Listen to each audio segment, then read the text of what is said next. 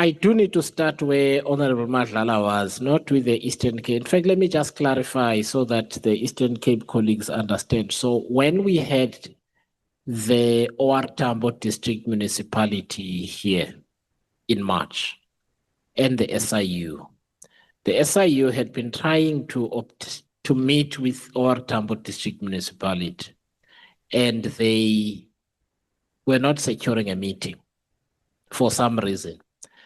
They, however, did finally meet in the Premier's office with this group that Honorable Madlala is talking about. So you might want to find out but there is some task team of sorts that is busy with issues of fraud, maladministration, corruption, etc. So you might want to find out. I just thought I should give you that context.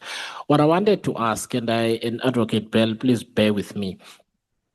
My assumption with the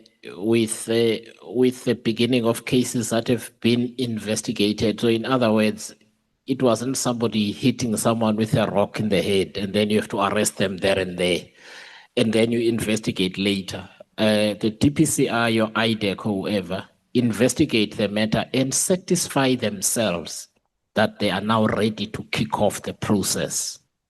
That's a layperson's understanding. We're now ready to go. The other guys aren't ready. We are. Okay. And then there are subsequent postponements for further investigation. I think that's where Honorable Madlala was coming from. You get the bafflement. So if I understand you correctly, is sometimes you kick off the process because you think someone is going to dispose of assets. That's one reason. But what's the other reason? Because we never get it. While you're at it, can you just resolve another mystery where someone gets arrested and then the state does not oppose bail? And then I think, okay, what happened to that apprehension that this person wouldn't present themselves in court? Does it evaporate the moment they've been arrested the first time? Are you not worried that they won't appear again? If you can just assist us, particularly the first one, though. We're talking in the space of complex cases, SIU, IDEC, that's been long investigated. The state has been investigated for several years. The matters that we know, especially in the IDEC space that were withdrawn, it was the analysis of the forensic evidence. Sometimes upon, and I know of a big case, I'm not going to speak to which case it is, devices were found. They needed to analyze that evidence as well. That's some of the reasons. If more evidence becomes available that needs to be investigated, then we weigh up the options. Is it better to proceed?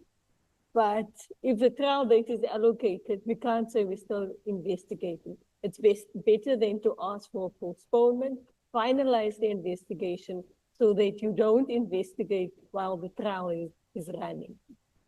Because these matters take long, we need to book a slot on the court roll, and the court will frown upon us during the trial stage if we then ask for a postponement.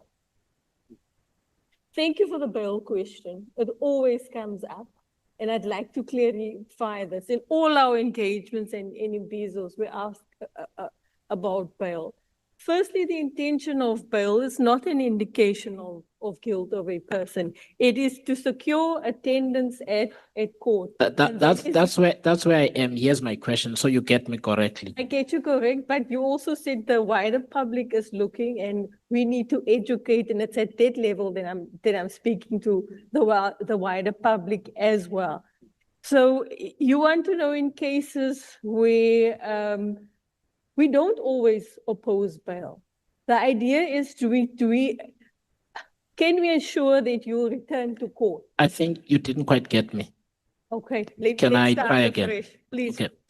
I believe that if you can secure someone's attendance at court through a summons, then you don't need to arrest them because they will turn up in court. Am I correct? Okay. And here's my primary confusion is this. a decision has been taken to apprehend the person and lock them up overnight or over the weekend.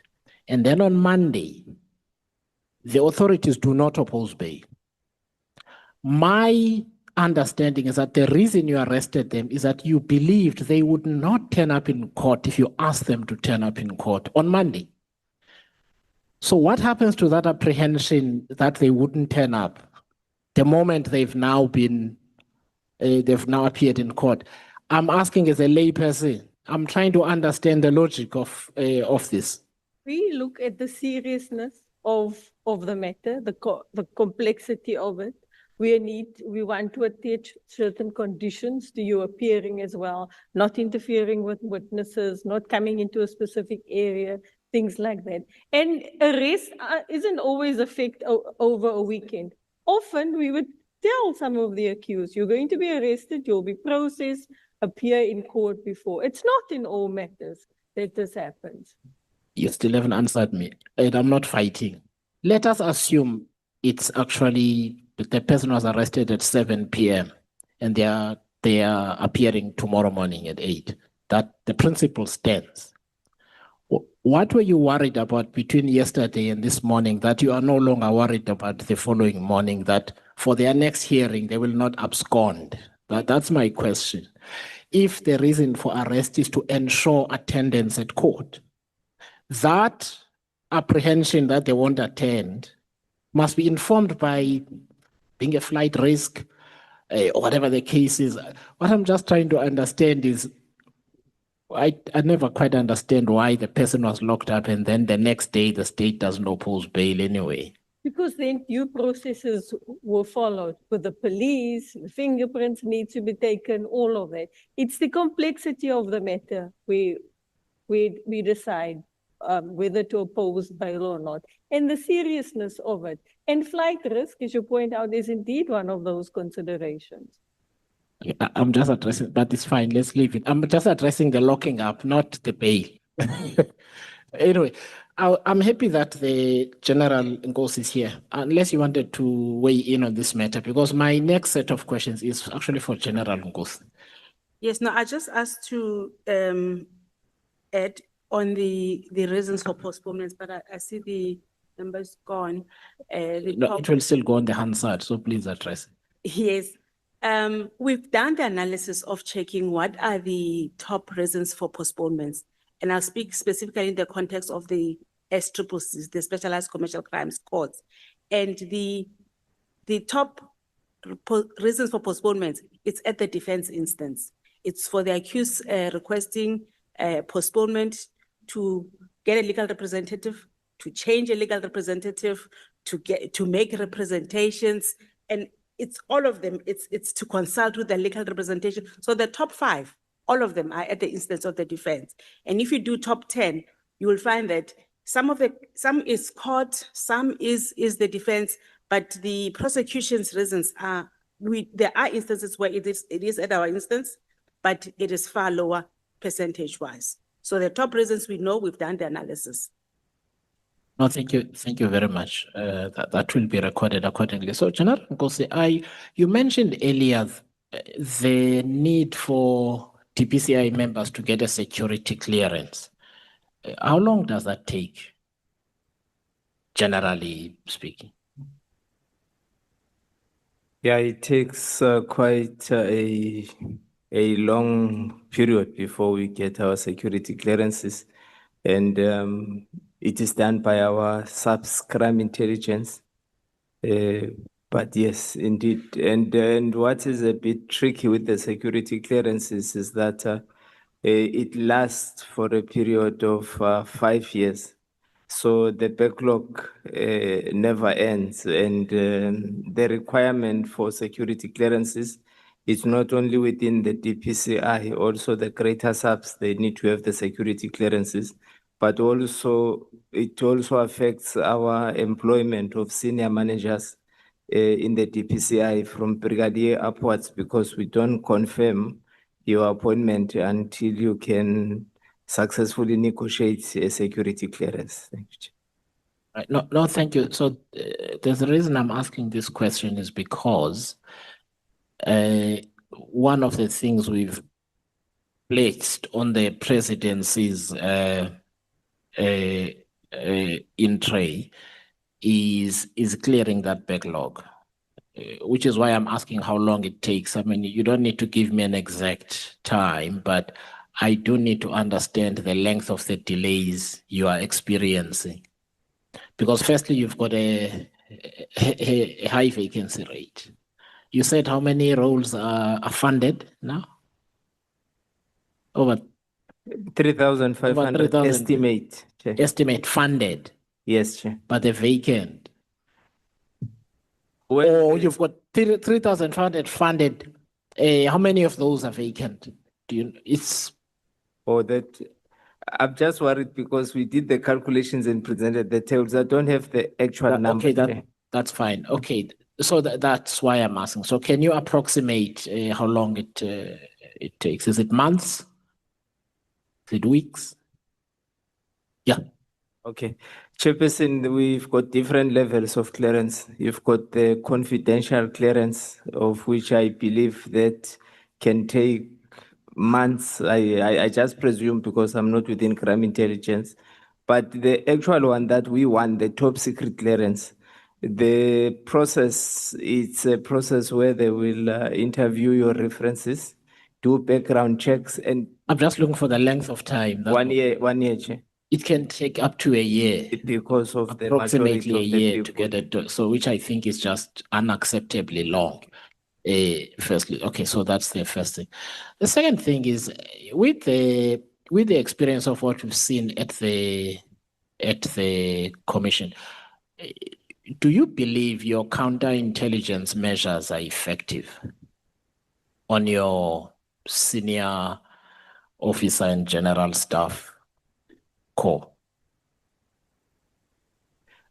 I think they are, Chairperson, well, let me put it this way. If crime or criminality, the conduct becomes known and it's investigated, it can always be countered.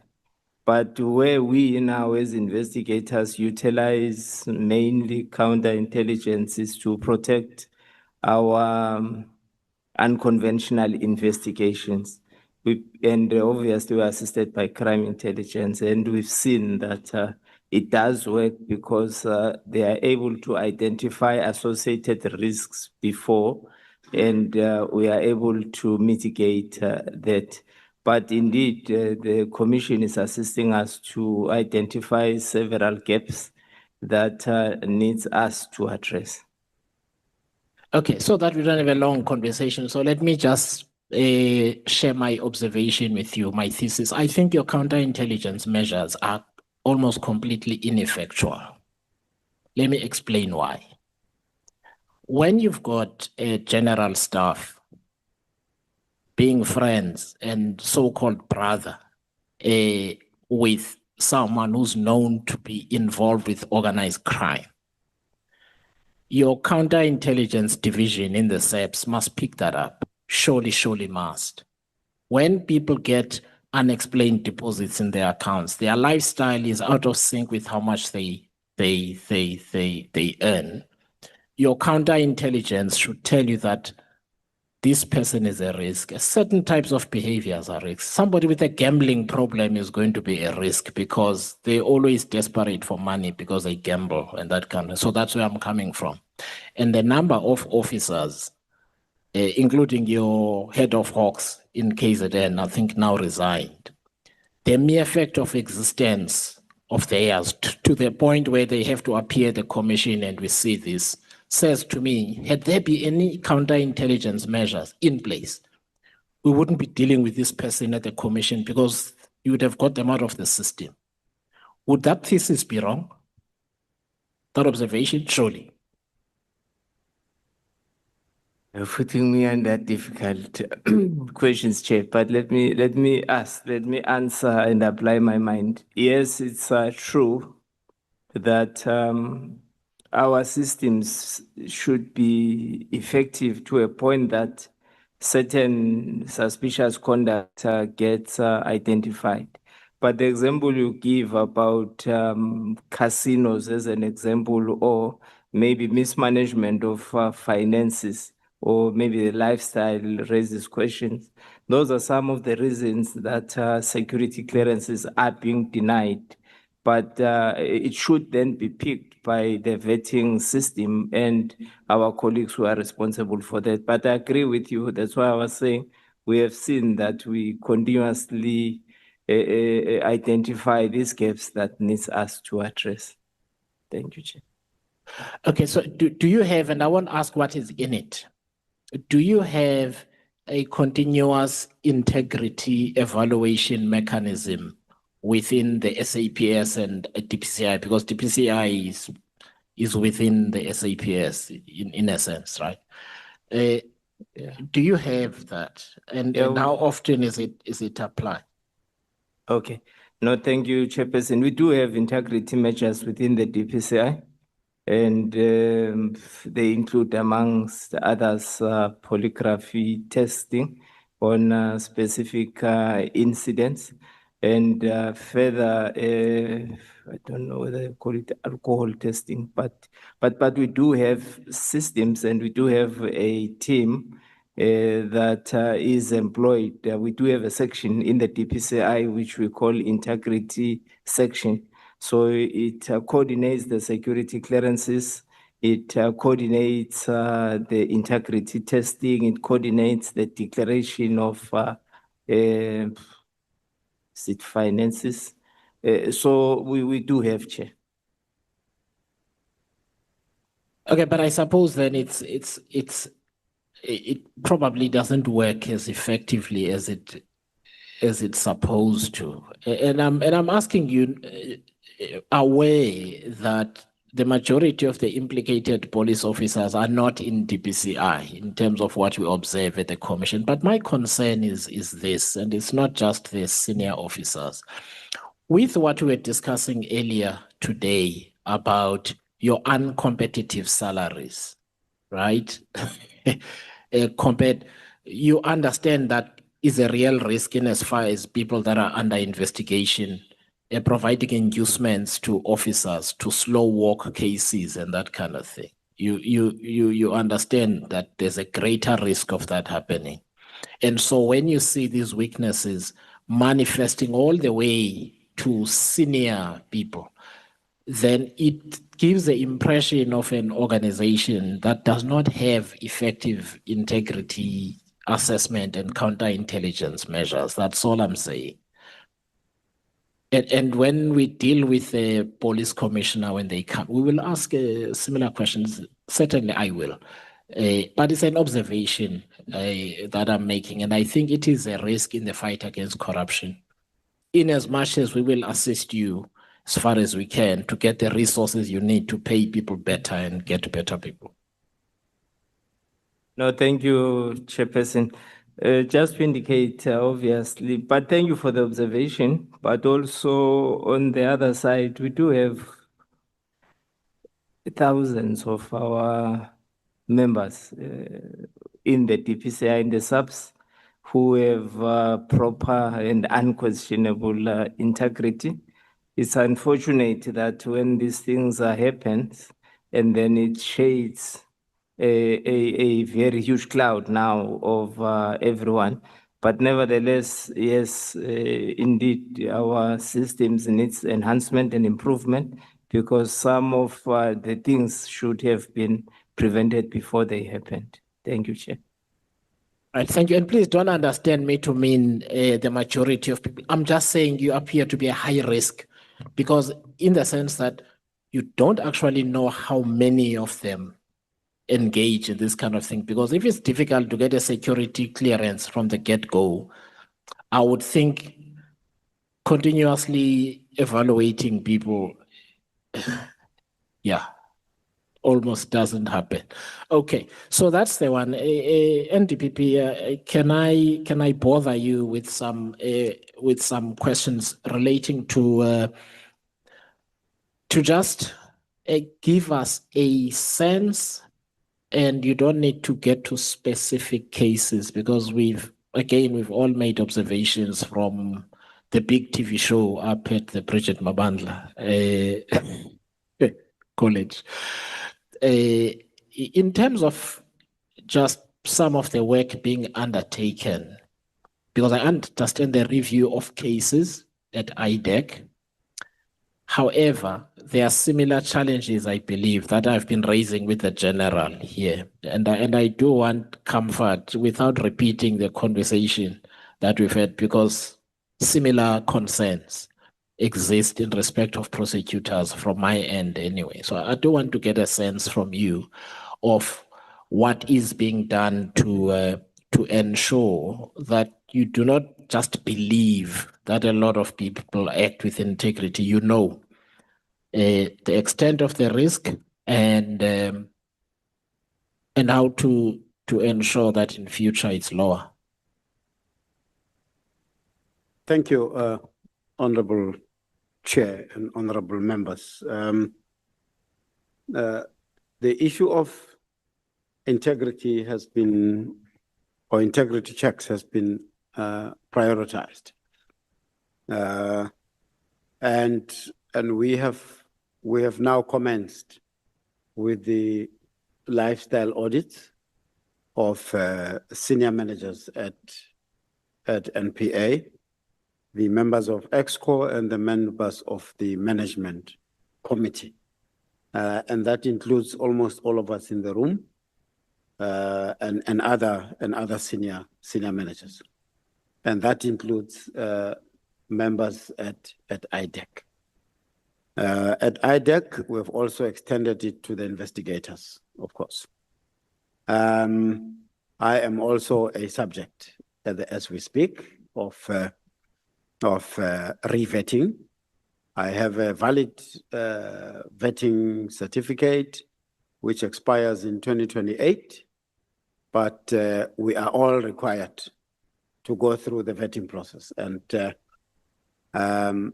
vetting is now combined with lifestyle audit, because to a large extent, vetting would not go as extensive as lifestyle audits. But now, what I've observed is that they're now diving deep into lifestyle audits. So, Honorable Chair, that's really a demonstration on our part to show really a commitment to integrity and integrity checks. So we're just starting. I mean, the personnel of NPA is over 6,000. So once we are done with this level of senior management and leadership, we'll probably roll it out to other, call it high risk areas, like your supply chain management and others that may be identified. Chair, I mentioned earlier on that there is a Office of Ethics and Accountability in NPA that also assists with investigations in areas where we have received reports of prosecutors that may have sort of misconducted themselves or not acted in accordance with the code of conduct. So that area is really doing their work as expected. At IDEC itself, we've got Judge Raulinga, who is now being appointed. He will be responsible for investigating any complaint or any of the matters relating to IDEC prosecutors and investigators. We will continuously review the situation. We'll review the policy to ensure that it's updated accordingly. But Chair, I want to assure this honorable committee that we do take those matters serious, and we will continue to ensure that they are implemented. Thank you. No, thanks very much, Advocate Matibi. Can I just ask? I've been looking through, and I might maybe be forgetting where the cases sit. At Prasa, I only see the Daniel Ntimkulu issue as an SIU referral. I don't see the Swifambo and Siangena cases. Where are those cases? Yeah, no, thanks for that question, Chair. I'm sure SIU can come in. When I saw that in the pack, I know that there has been outcomes recently relating to the former CEO of Prasa, but I mean that's the matter for SIU. I know that they've also been involved in the Shifambo, and so I may be wrong. Mr. Lakhato, are you able to comment? Before Mr. Lakhato comes in, are there no prosecutions currently on those matters? Are they? Say, I don't think we've got The Swifambo and No. Siangena matters, no prosecution at all. not at this stage, Honorable Okay. Chair. Yeah. Can the DPCI assist? I'm just trying to understand where those are. Are they with IDEC or they just not anyway?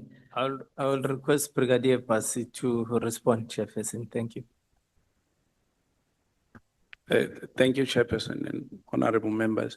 The matters are still under investigation within the DPCI. The only investigation that was finalized is that of Dr. Mtimkulu.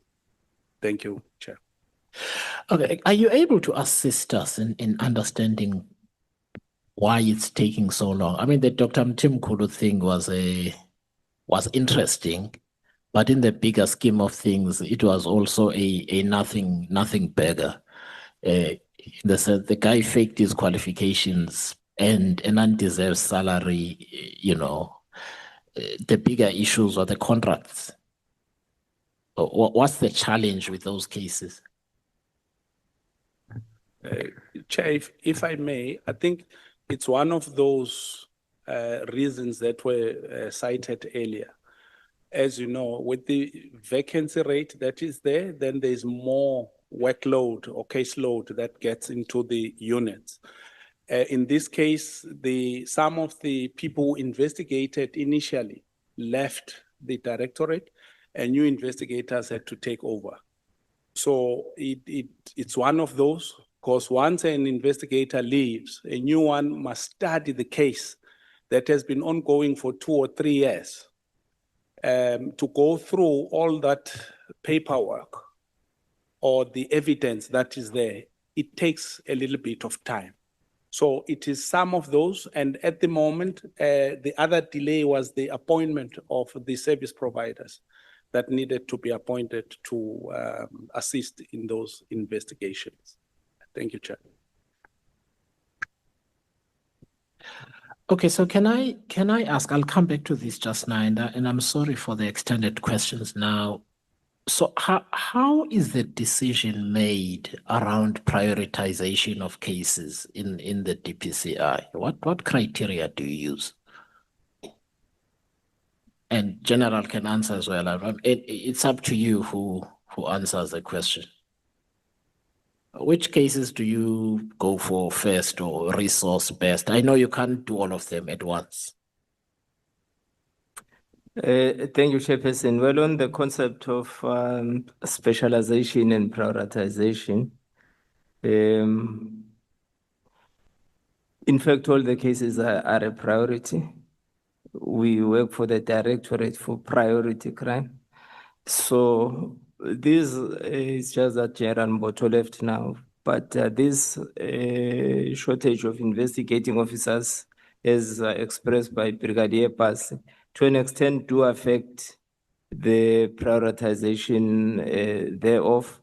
But I think the main delay on the case is not to say this is not a priority. I think it should have been the procurement processes for the external service providers who were required to come and participate in the investigation. But we do have also a category of matters, especially this is a matter of public interest.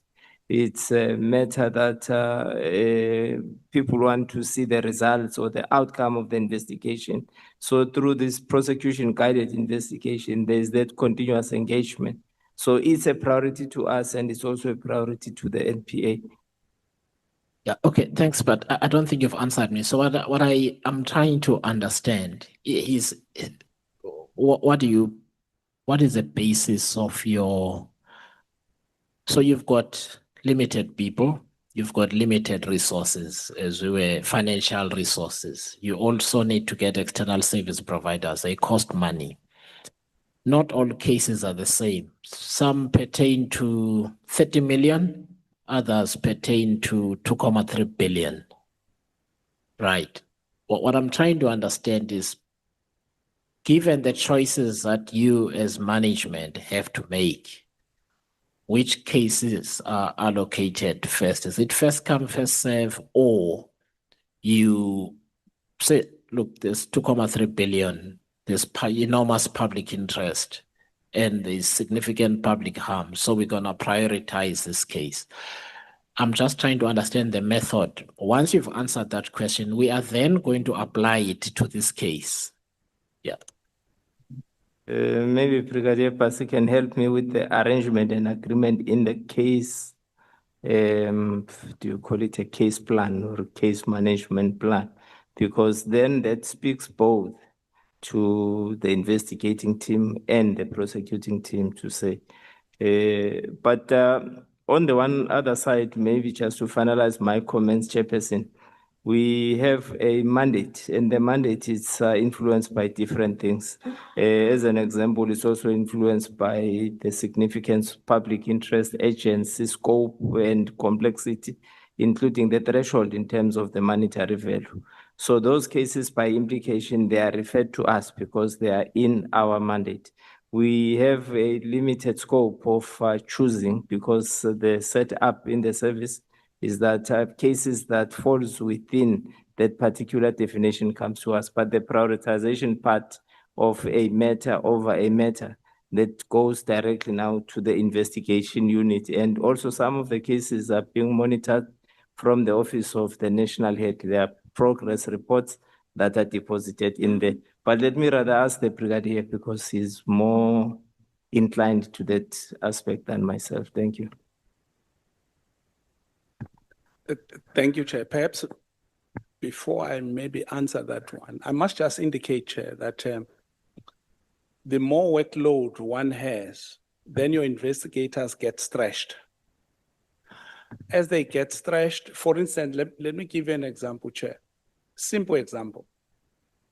If that investigator has a case that is now before court, you can then rest assured that for 3 or 4 months, that investigator will not be in circulation together with the prosecutors involved in that particular case. One, they will go for consultation, maybe for 1 month or 2 months. The 2 months, the case is sitting in court. So for 3 months, they are not doing any other thing, but they're proceeding with the cases in court. But having said that, Chair, as people leave, they leave cases behind. You must distribute those cases to the remaining investigators. Then they have more workload, and the new cases also come in. As they come in, you must distribute to the same investigators. That's where the biggest challenge lies. Then when it comes to the prioritization, these cases specifically, they are within our serious commercial crime investigation. They have been prioritized. They are receiving attention. As we are saying, the delays mostly have been in the appointment of the service providers to the forensic firms to assist in these specific matters. And there are teams. It's not one investigator on this one. It's a number of investigators who are dealing with these cases, and they are all prosecution-guided investigations, Chair. Okay, so thank you. Have the service providers now been appointed? The last time I checked, it was at the BAC level. I'm not sure whether that has been finalized. Okay, so